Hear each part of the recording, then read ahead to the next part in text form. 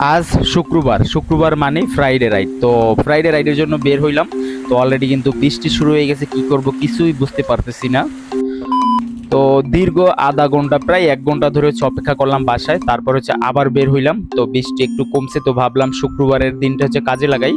তো বের হয়ে এসে দেখলাম একজন আমার জন্য অলরেডি অপেক্ষা করতেছে। তো উনি বৃষ্টিতে ভিজে গেছে, বৃষ্টির আগে বের হয়েছে। তো অলরেডি আমি চলে আসলাম। তো এই হচ্ছে বৃষ্টি যেতে টুকুর দিয়ে রাইড করতেছি। আরেকটা মজার ব্যাপার কি, এই মুহূর্তে আমি আছি চুনকটিয়া। তবে এই জায়গাটা খুবই রিস্ক। কিছুদিন আগে হচ্ছে আমার এখানে হচ্ছে চাকা লিক হয়েছিল, মানে পিছন দিয়ে অটো রিক্সা মেরে দিছিল।